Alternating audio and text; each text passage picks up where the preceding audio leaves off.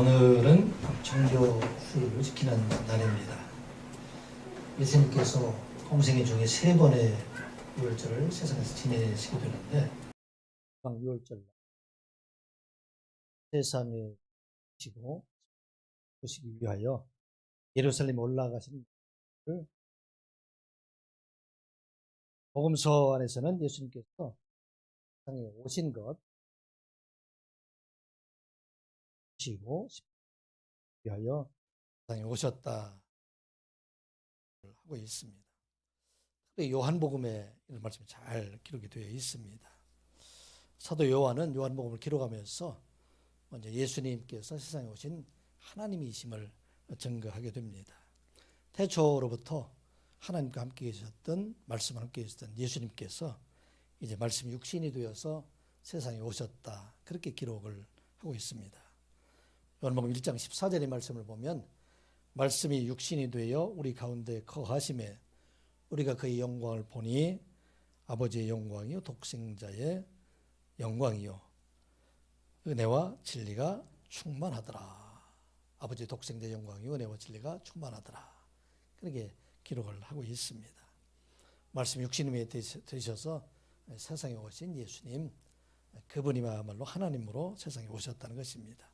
그런데 이 예수님께서, 하나님께서 세상에 오신 것은 이 세상의 모든 죄를 지시고 가시기 위해서, 이 세상 모든 죄를 대속하시기 위하여 세상에 오셨다, 그렇게 기록을 합니다. 그래서 세례 요한을 통해서 예수님을 이 세상에 소개하게 되시는데, 세례 요한이 그곳에서 많은 사람들에게 세례를 주고 할 때 사람들이 세례 요한에게 말합니다. 당신이 세상에 오는 그리스도이냐? 그렇게 물을 때 그 말하기를 나는 그리스도가 아니다. 나는 주의 길을 곧게 하라고 말씀하시고 광야에서 외치는 자의 소리로 세상에 왔다. 그리고 내가 이 세상에 오게 된 것은 지금 성령으로 내게 하나님의 아들 되심, 그분을 소개하기 위해서 세상에 보내졌다, 그렇게 말을 합니다. 그리고 세례를 받으시러 나오시는 예수님을 향해서 말씀하십니다. 요한이 예수께서 자기에게 나오심을 보고 이르되 보라 세상죄를 지원 하나님의 어린 양이로다, 그렇게 소개를 하게 됩니다.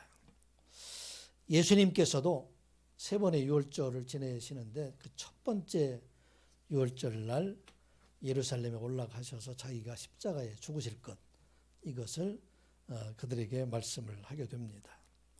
요한복음의 기록을 보게 되면은 세례 요한에서 소개를 받은 예수님께서 공생애를 갈릴리 가나에서 첫 번째 이적을 행하심으로 시작을 하십니다. 그런데 바로 그 첫 번째로 올라가신 일이 6월절에 예루살렘에 올라가셔서 성전을 정결하게 하시는 일을 행하시게 됩니다. 공관복음에 보게 되면 예수님이 성전을 정결하는 것이 마지막에 기록이 되어 있는데, 요한복음에 보게 되면 요한복음을 시작하면서 성전을 정결하게 하는 일들을 하시게 됩니다. 하나님께서 성전을 통해서 하나님께 나아가는 그 길을 열어주셨음에도 불구하고 사람들은 그 성전이 오히려 장사하는 곳으로 변하게 해서 하나님께 나아가는 그 길을 막아버린 것을 보게 됩니다. 그래서 예수님께서 그곳에 가셔서 채찍으로 소와 말과 짐승들을 내어 쫓고 또 돈 받고 있는 사람들의 상들을 엎으시고, 그렇게 노하실 때 사람들이 그렇게 말하죠. 당신은 무슨 권위로 이와 같은 일을 행하느냐, 그렇게 말할 때 요한복음의 기록에 의하면은 그들이 말합니다. 예수께서 대답하여 이르시되 너희가 이 성전을 헐라 내가 사흘 동안에 일으키리라, 그렇게 말씀을 하고 있습니다. 우리가 46년 동안이나 진 이 성전을 어떻게 당신이 헐고 3일 만에 질 수가 있습니까? 사실은 나중에 이 제자들이 깨닫기를 예수님께서 성전 되신 자기가 부활하심으로 말미암아 새로운 성전이 되셔서 하나님께 나아가는 그 길을 열어주실 것이다, 그것을 말씀하게 됩니다. 이거 언제 이 일을 하셨느냐? 예수님께서 첫 번째 유월절 날 예루살렘에 올라가셔서 하셨던 일이 이 일입니다. 그리고 그날 저녁에 만난 사람이 바로 니고데모예요. 우리가 아는 것처럼 니고데모가 저녁에 와서 당신이야말로 하나님께서 보내신 사람인 줄 내가 믿습니다, 그렇게 말할 때 그 니고데모에게 하나님의 나라에 대해서 가르치게 됩니다. 하나님의 나라와 하나님 백성이 될 수 있는 것은 어떤 사람이 되어야 되느냐? 요한복음 3장 14절 15절 말씀, 모세가 광야에서 뱀을 든 것 같이 인자도 들려야 하리니 이는 그를 믿는 자마다 영생을 얻게 하려 하심이니라. 첫 번째 6월절 날 올라가서 하신 말씀이 그 말씀이에요.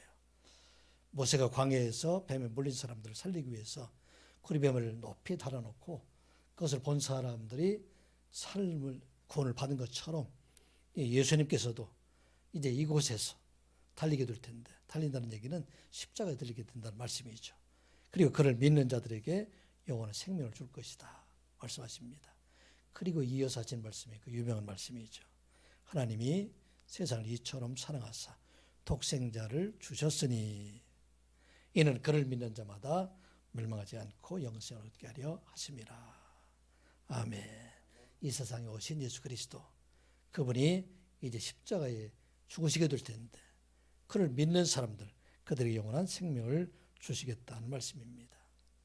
이렇게 첫 번째 유월절 날 예루살렘에 올라가셔서 죽으실 것을 예언하셨던 예수님께서 갈릴리와 예루살렘에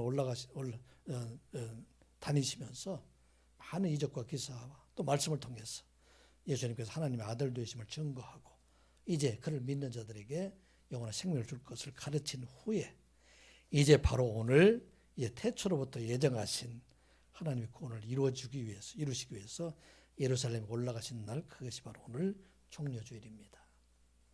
오늘과 같이 예수님께서 올라가신 똑같이 지금 요일이 주일날, 일요일날 지금 예수님께서는 지금 예루살렘에 올라가고 계시다는 말씀입니다. 그 당시에 유월절 명절을 지내기 위해서 수많은 사람들, 많은 사람들이 예루살렘에 몰려서 그들이 예수님의 오심을 지금 환영하고 있는데, 세상 사람들은 세상의 왕으로 오신 예수님을 환영하지만 예수님께서는 어떤 찬양으로 들으셨을까요? 만세전에 계획하셨던 일들, 하나님이 택하신 백성들, 그 모든 사람들을 구원하시기 위해서 이제 당신 스스로가 십자가를 주시기 위해서 세상에 오시는, 예루살렘 올라오시는 그 영광으로 하나님께서 받으셨을 것입니다. 오늘 종료주의를 지키면서 우리가 하나님께 주신 말씀을 함께 나누는 그런 시간이 되고자 합니다. 오늘 우리에게 주신 말씀을 통해서 우리에게 주신 것은 먼저 예수님께서 십자가의 죽으심을 향해서 담대히 나아가신 것처럼 우리도 하나님께서 주신 소명을 이루기 위해서 세상을 향해서 우리에게 소명을 주신 곳으로 담대히 나아가는 자가 될 것을 말씀을 하고 있습니다. 자, 12절 13절 말씀 같이 보겠습니다. 그 이튿날에는 명절에 온 큰 무리가 예수께서 예루살렘으로 오신다는 것을 듣고 총련나무 가지를 가지고 맞으러 나가 외치되 호산나 찬송하리로다.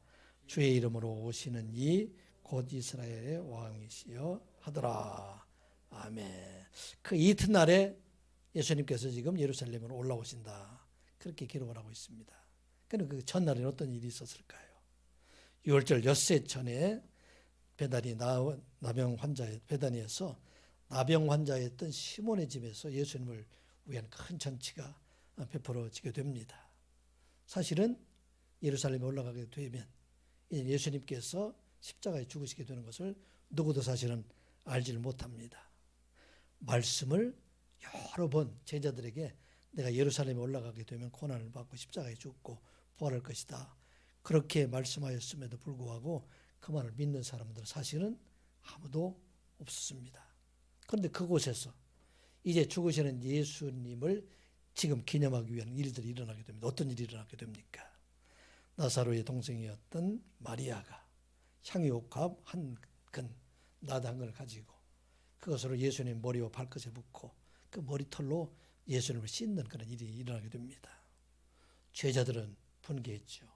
왜 이와 같은 것을 허비하느냐? 그럴 때 예수님께서 뭐라고 말씀하십니까? 예수님께서는 이제 그들을 가만두어라.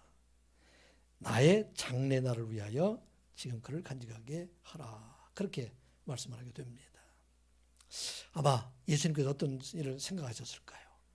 이 세상의 모든 사람들의 죄를 대속하시고 죽으실 그를 위로하는 마음으로 하나님께서 마리아를 통해서 지금 향유옥합을 붓고 그 아름다운 그 일, 온 세상을 구원하시는 그 향기로운 일들, 이 세상을 나타내시기 위해서 하나님께서 마리아를 통해서 이 일을 이루어 주셨다. 그렇게 생각하였을 것입니다.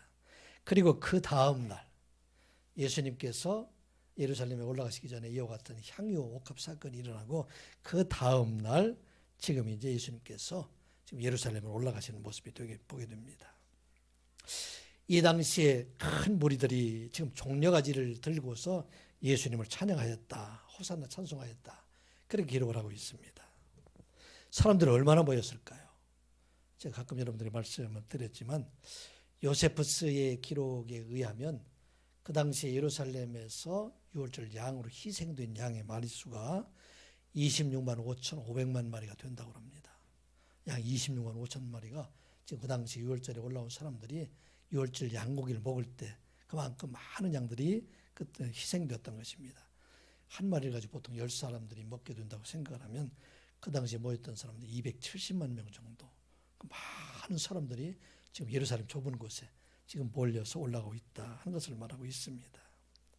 자, 그 사람들은 무엇을 위해서 지금 오고 있습니까?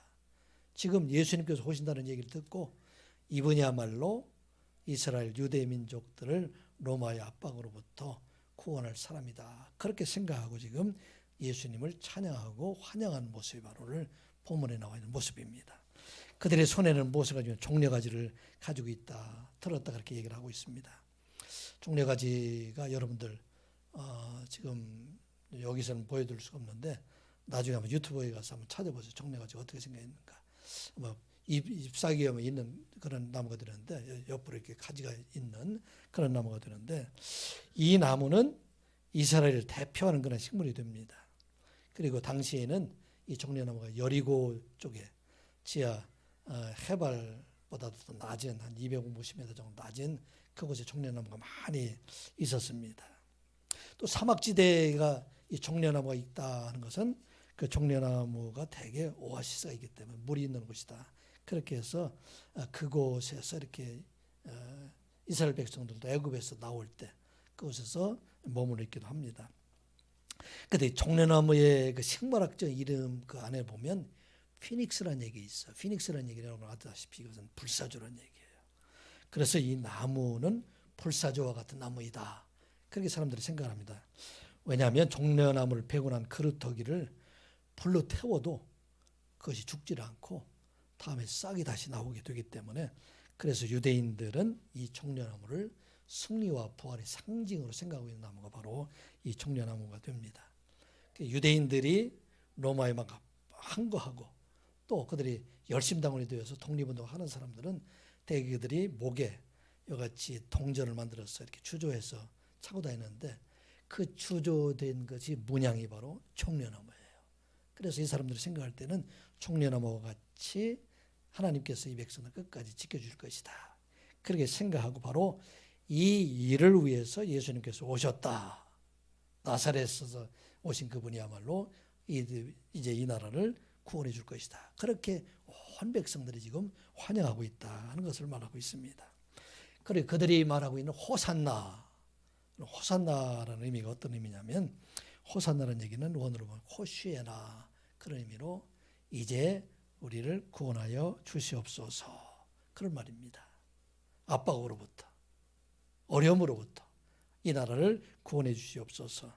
시편 118편 25절에 있는 말씀인데 여호와여 구하옵나니 이제 구원하소서. 여호와여 우리가 구하옵나니 이제 형통하게 하소서.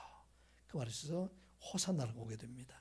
그래서 이들 지금 외치는 것은 이제 여호와의 이름 다윗의 자손 오시는 분 이스라엘 왕으로 오시는 분 그분이 이제는 이 나라를 구원해 줄 것을 지금 향해서 지금 외치고 있는 그런 모습을 보게 됩니다. 이스라엘 백성들이 지금 기대하고 있는 왕은 어떤 왕입니까?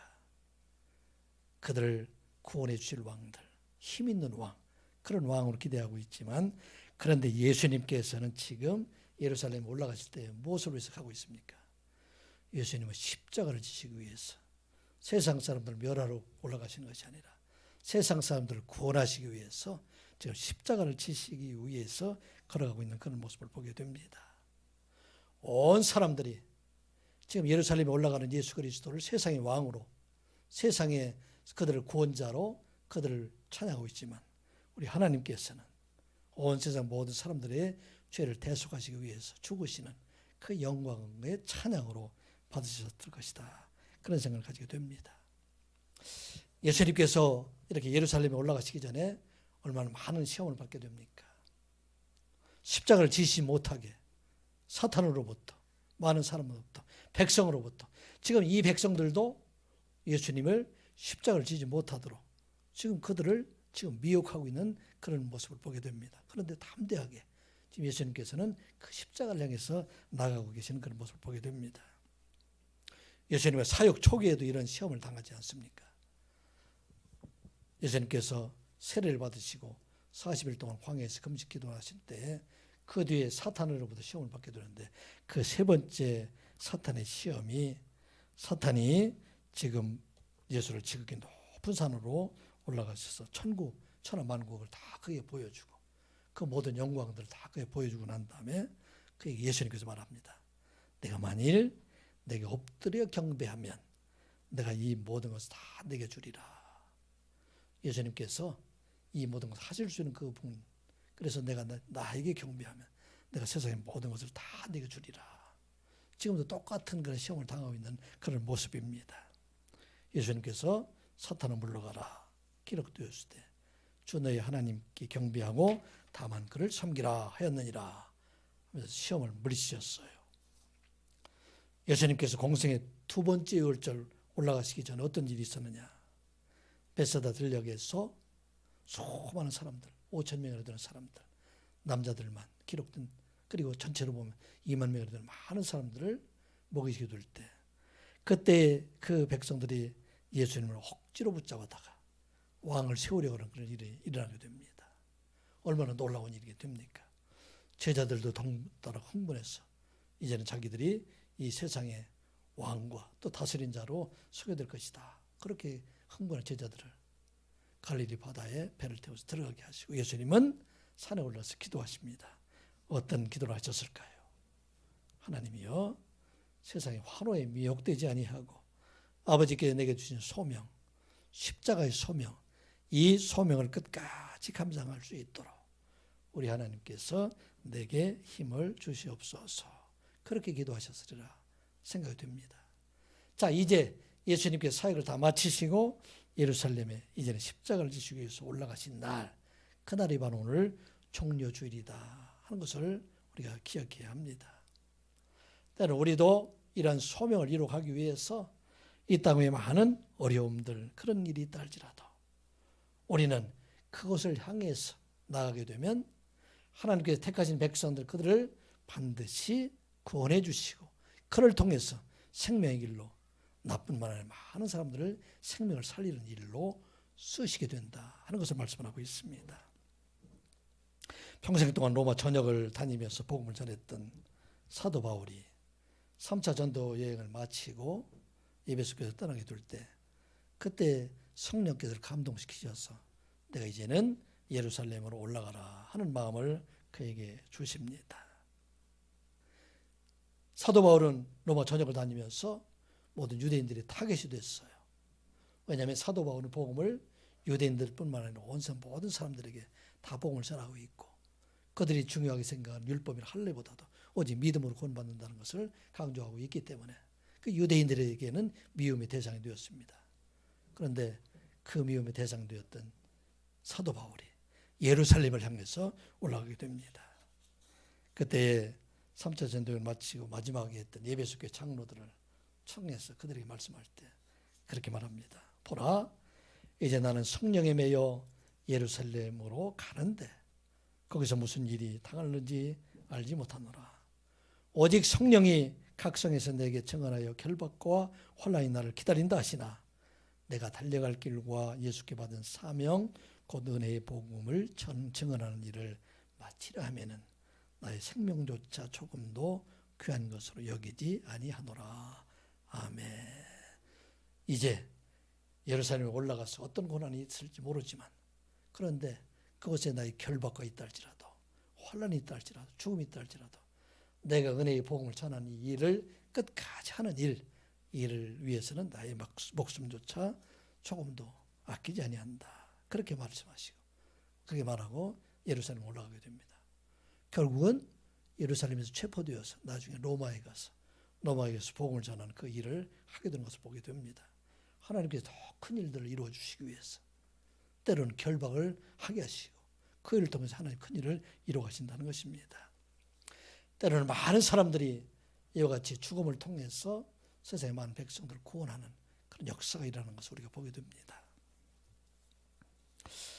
우리가 지금 첫 번째 성지 순례로 계획하고 있는 정도, 올해가 지금 5월달에 원래는 예정을 가지고 있었는데 코로나가 지금 계속 확산이 되고 있기 때문에 봄에는 가기가 어려울 것 같습니다. 그러나 우리가 꼭 한번 가고 싶은 것이 바로 정도입니다. 가보면 그게 믿음의 산 증인들이 그곳에 많이 있기 때문에 순교자들 많이 있기 때문에 아마 그를 통해서 우리의 믿음이 새롭게 되는 그런 기회가 되리라 생각이 됩니다. 그 문준경 전도사님이 어떤 일이 있었느냐. 그분이 그곳에서 복음을 전하다가 공산당에서 붙잡혀가지고 이제 목포로 끌려가게 됩니다. 그때가 아마 9월달쯤, 1950년 9월달쯤 된 것 같습니다. 그리고 끌려가는 도중에 인천 상륙작전이 있어가지고 인천 상륙작전에서 우리 유엔군과 우리 한국군이 서울을 수복했다는 그런 얘기를 듣고서 이 공산당이 깜짝 놀라서 도망가는 바람에 그곳에 풀려나게 됐어요. 문정경 전도사님이. 그런데 아직도 정도나 이런 쪽에는 공산당원들이 많이 있었는데 그 공산당원들은 어떤 사람들이냐면 북한에서 내려온 사람들이 아니라 그곳에 있던 자생된 그런 공산당원들이었어요. 그 공산당원들에 의해서 교인들이 많은 고통과 어려움을 당할 것을 생각을 하고 목포에 있지 않고 이 문준경 전도사님은 지금 정도에 그곳에 내려가게 됩니다. 그래서 그곳에서 잡혀서 공산당원에서 1950년 10월 4일 날 59세 나이로 평소에 보았던 사람들, 그 사람들에 의해서 순교를 당하게 됩니다. 그 당시에 이 문준경 전도사님 얼마나 많은 그런 성도들을 이렇게 배출했으면 그 사람들이 얘기하게 될 때 이 문준경이는 새끼를 많이 깬 씨암탉과 같은 사람이기 때문에 죽여야 된다. 그래서 그를 죽이게 됩니다. 당시에 이 문준경 전도사와 함께 복음을 전했던 딸과 같은 사람 백정이라는 사람, 그 사람 옆에 두고 아는 사람들이었으니까 이 사람을 제발 살려달라. 그렇게 애원해서 그 백정이 전도사가 살아나와서 후에 이제 증언하는 얘기를 듣게 되면 새벽 2시에 백사장에서 죽창으로 찔려 죽임을 당하고 나중에 칼과 또 총으로 확인사살까지 되는 그런 일들이 있게 됩니다. 아버지 하나님, 내 영혼을 받으시옵소서. 그렇게 문준경 전도사님은 어떻게 보면 허무하게 세상을 떠난 것처럼 보입니다. 그런데 놀라운 일이 있는 것은 우리가 아는 것처럼 정도나 이 지역은 우리가 아는 것처럼 그곳에 섬 사람들의 90% 이상이 기독교인이에요. 그중에 많은 사람들이 기독교인이 되고 그의 뒤를 따라서 많은 기독교의 지도자들이 목사님들이 많이 배출이 됩니다. 대표적인 분이 김중현 목사님이라는 분입니다. CCC를 창설하신 분인데 그를 따라서 복음을 전했던 분이 바로 하영조 목사님, 오카는 목사님, 이동원 목사님, 이와 같이 한국의 대표하는 그런 목사님들이 나오게 됩니다. 어떤 일이 있어서 그런 일이 있습니까? 문준경 전도사님 같은 경우는 죽음을 두려워하지 아니하고 그곳에 가서 참으로 마지막 그런 어려움과 그런 고통을 당했지만 그러나 그의 뒤를 이어서 많은 사람들이 구원받는 놀라운 역사가 일어나는 것을 보게 됩니다. 종려주의를 맞이하면서 우리가 어떤 예수님을 기억해야 됩니까? 십자가를 지시기 위해서 당당히 걸어가시는 그 예수님의 모습을 다시 한번 기억하는 여러분들 되시기 바랍니다. 우리 종려주의를 맞이해서 어떤 것을 기억합니까? 사도 바울이 이제 마지막 예루살렘을 향해서 결박과 혼란이 있다 할지라도 그곳을 향해서 걸어가신 것처럼 또 문준경 전도사가 공산당이 그들을 있다 할지라도 그것을 두려워하지 아니고 나감으로 말미암아 그것을 통해서 많은 역사가 일어나게 되었다는 것입니다. 우리가 갈 곳도 이와 같은 곳입니다. 세상을 향해서 우리 가정과 또 직장과 교회와 사회 안에 참으로 우리 헌신이 기다리고 있다. 우리 예수 그리스도의 복음을 위해서 일할 그런 것을 우리가 기다리고 있다. 고난과 역경이 있다 할지라도 그곳에 나가서 담대하게 주의 복음을 전하며 영생을 얻은 자로 살아가는 여러분들 되시기를 주님의 이름으로 축복합니다. 예수님께서는 예루살렘에 나귀를 타고 들어가시게 됩니다. 예수님은 정복자로 예루살렘에 올라가신 것이 아니라 섬기는 자로 온 인류의 모든 사람들을 죄에서 구원하시기 위해서 올라가신 것을 보게 됩니다. 우리도 예수님처럼 세상에 정복자로 살아가는 것이 아니라 우리는 섬기는 자로 살아갈 것을 말씀하고 있습니다. 14절 말씀, 15절, 16절 같이 보겠습니다. 예수는 한 어린 나귀를 보고 타시니 이는 기록된 바 시온 따라 두려워하지 말라. 보라 너희 왕이 나귀 새끼를 타고 오신 다음과 같더라.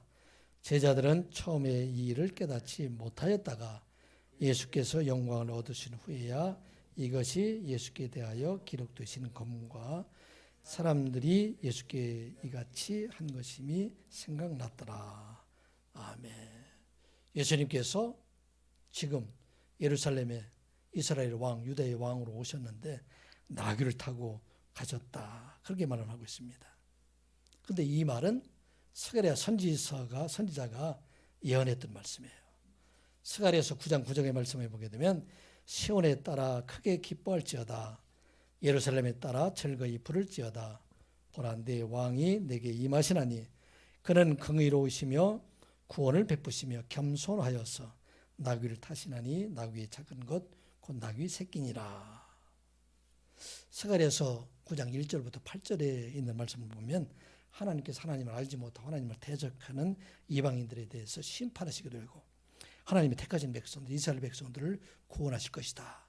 그렇게 예언하고 있는데 그 구원하실 메시아, 그분이 바로 여기 말하는 나귀를 타고 오시는 분이시다. 그렇게 말씀을 하고 있습니다. 그는 공의로우신 왕이고 또 겸손하셔서 나귀를 타고 세상에 오셨다 하는 것을 말씀하고 있습니다. 고대 근동지방이나 이쪽에서 왕이나 우리나라에도 마찬가지죠. 고관들은 무엇을 타고 다니나? 기동력이 빠른 말을 타고 다니고 이 나귀는 짐을 싣고 다니는 것입니다. 그 나귀 중에서도 가장 작은 나귀 새끼를 타셨다. 그렇게 기록을 하고 있습니다. 나귀를 타고 새끼 나귀를 타고 오시는 예수님의 모습을 한번 상상해 보세요. 그 모습이 얼마나 어떻게 보면 세상적으로 보면 우스꽝스러운 그런 모습입니까? 새끼를 타고 왔으니 아마 뒤뚱뒤뚱한 그런 모습들. 이 모습이 어떤 모습인가? 온 세상 모든 죄를 다 지시고 예루살렘에 올라가시는 그러한 예수님의 모습을 우리가 상상해 보게 됩니다. 예루살렘에 모이던 수많은 그 큰 무리들은 어떤 예수님을 원하고 있습니까? 아마도 백마를 타고 천군 천사와 함께 승리자 정복자로 지금 예루살렘에 올라오셔서 이제 그곳에 있는 총독 빌라도로부터 시작을 해서 로마 군대들 다 무찌르고 또 헤로드 왕으로부터 이 백성들을 구원하시는 그런 예수님의 모습으로 아마 그들은 상상하고 그들을 환영하였을 것입니다. 그런데 예수님은 나귀를 타고 지금 그곳에 올라오셨다 하는 것을 말씀하고 있습니다. 그 사람들뿐만 아니라 오늘 예수 믿는 우리가 이 땅에 예수를 믿으면서 무엇을 바라고 있을까요? 세상 나라를 정복하고 세상의 왕으로 오시는 그 사람들처럼 이 땅 위에서도 우리가 바라고 있는 것은 세상에서 우리의 부귀와 영혼을 줄 수 있는 사람, 그런 사람들, 그런 왕으로 우리가 기다리고 있지 않나 하는 생각을 가지게 됩니다. 기독교 역사를 보게 되면은 많은 기독교 국가가 나귀를 타고 나라를 가는 것이 아니라 모두가 정복자의 모습으로 다른 나라에 가는 것을 보게 됩니다. 대표적인 게 십자군 사건을 우리 잘 알고 있잖아요. 십자군 전쟁 같은 경우에 그들이 십자가를 들고서 전쟁한다고 하지만 사실은 나귀를 타는 모습이 아니라 처음에는 좋은 의도를 가지고 있지만 나중에는 그것을 통해서 약탈한 일로 변해버리는 그런 모습을 보게 됩니다. 또 서구 열강들이 아프리카와 아시아 이 지역에 정복자로 들어오는 그런 모습을 보게 됩니다. 예수님께서 어떻게 오셨어요? 나귀를 타고 세상에 오셨음에도 불구하고 세상에 많은 사람들 그 욕심 때문에 자기들의 이익 때문에 그와 같이 정복자로 나오는 그런 모습들을 보게 됩니다.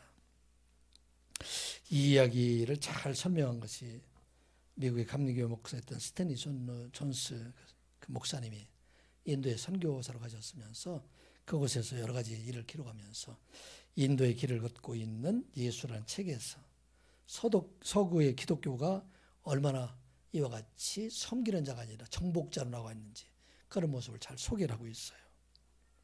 어떤 일이 있냐면 그중에 러시아가 기독교 국가로 변해가는 그런 과정을 설명하고 있는데 러시아는 블라디미르 황제에 의해서 기독교 국가가 되게 됩니다. 그런데 이 황제가 자기가 사제로부터 세를 받아야 되는 것을 마음에 용납이 되질 않는 거예요.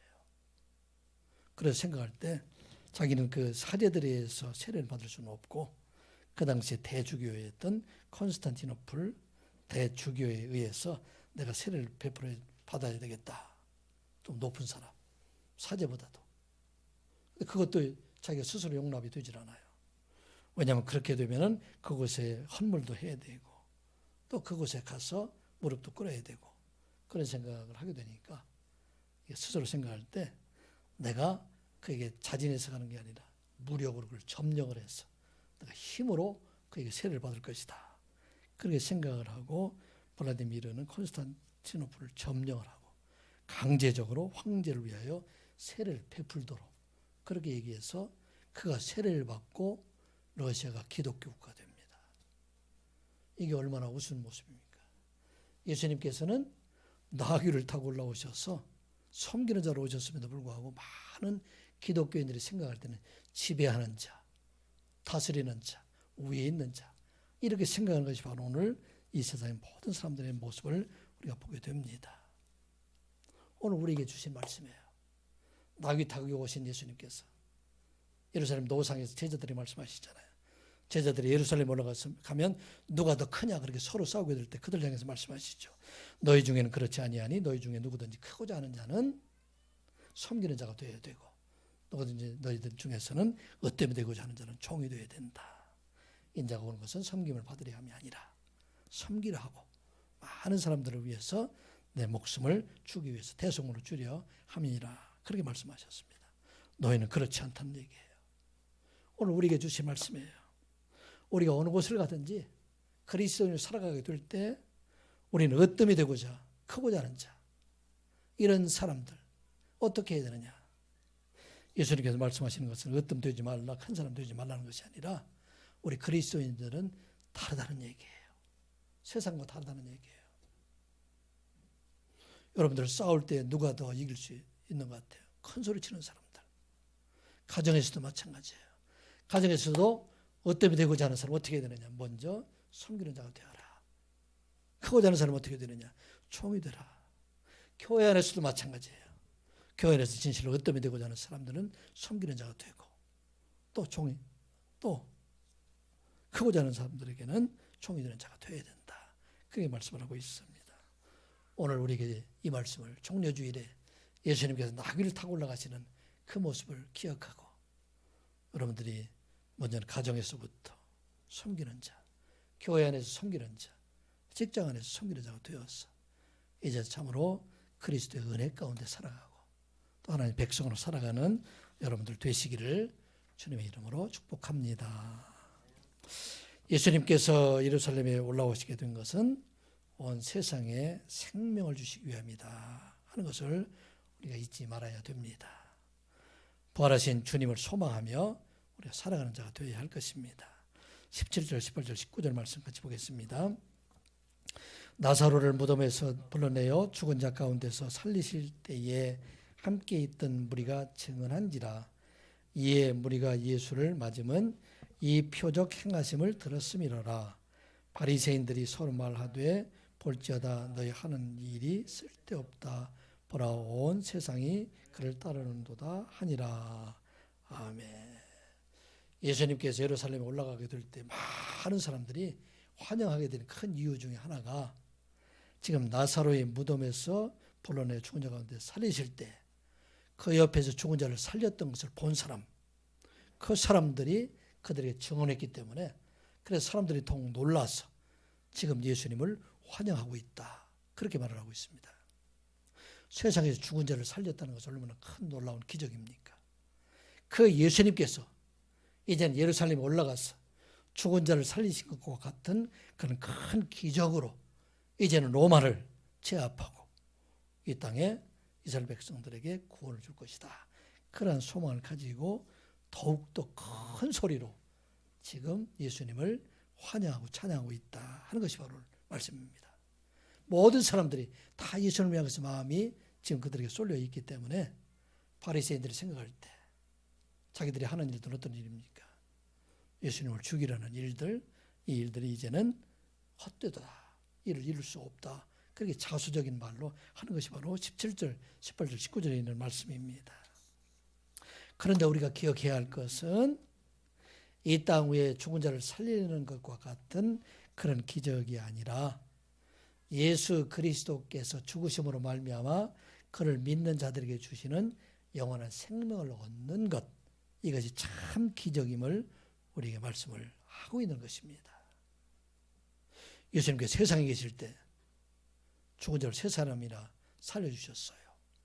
회당장 야이로의 딸도 살려주시고 나인성 과부의 아들도 살려주시고 나사로 살려주고 또 사도 베드로도 죽은 자를 살리는 그런 일이 있었고 또 바울도 살리는 일도 있었습니다. 그런데 그 살았던 자들은 다 어떻게 됐어요? 다 죽었잖아요. 그래서 세상에 있는 어떤 기적도 그것으로 생명을 살릴 수 있는 것은 없다는 것입니다. 지금 예수님께서 지금 올라가시는 일들은 지금 이 세상 사람들이 바라고 있는 것은 놀라운 기적을 통해서 이 세상에 큰 기적을 얻는 것, 이것을 바라고 있지만 우리 주님께서는 그곳에 올라가시는 것은 십자가를 통해서 온 세상 모든 사람들을 살리시기 위한 것이다 하는 것을 말씀하고 있습니다. 그 성경 말씀 바로 11장에 요한복음 11장에 죽은 나사로를 살리신 예수님께서 그들에게 주시고자 하셨던 그 말씀이 바로 요한복음 11장 25절 26절의 말씀입니다. 예수께서 이르시되 나는 부활이요 생명이니 나를 믿는 자는 죽어도 살겠고 무릇 살아서 나를 믿는 자는 영원히 죽지 아니하리라. 이것을 내가 믿느냐. 아멘. 예수님께서 오신 것은 바로 이러한 일들이에요. 예루살렘에 올라가셔서 기적을 일으키시는 것이 아니라 죽으시는 일입니다. 그런데 그 죽으심을 통해서 모든 사람들, 그 사람들을 살리시는 일이 바로 예수님께서 하시는 일이다 하는 것입니다. 우리는 영원한 생명을 주시는 주님을 믿는 여러분들 되시기 바랍니다. 예수님께서 세상에 오신 것은 부활과 생명을 주시기 위해서 세상에 오셨다. 어두운 세상에 빛을 주시기 위해서 오시고 슬픔 많은 세상 가운데 기쁨을 주시기 위해서 오시고 이 세상의 멸망 속에서 우리 하나님께서 구원하시기 위해서 이 땅에 오셨다 하는 것을 우리가 기억하고 이번 종려주일을 우리가 지내면서 이 종려주일을 통해서 예루살렘을 향해서 올라가신 예수님, 그 예수님과 함께 우리가 이 땅에 살아가면서 세상을 위해서 나아가고 생명의 주를 바라보며 나아가는 여러분들 되시기를 주님의 이름으로 축복합니다. 기도합니다. 아버지 하나님, 종려주일을 맞이해서 죽음의 십자가를 앞에 두고 예루살렘을 향해서 묵묵히 나가시는 주님을 바라보게 하여 주시옵소서.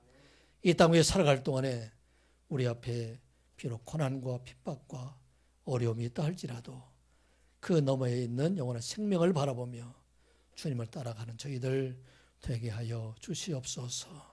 가정에서도 교회에서도 직장에서도 참으로 섬기는 자가 되어서 영원한 생명을 얻은 자로 살아가는 구원받은 하나님의 백성이 되게 하여 주시옵소서. 예수님의 이름으로 기도드리옵나이다. 아멘.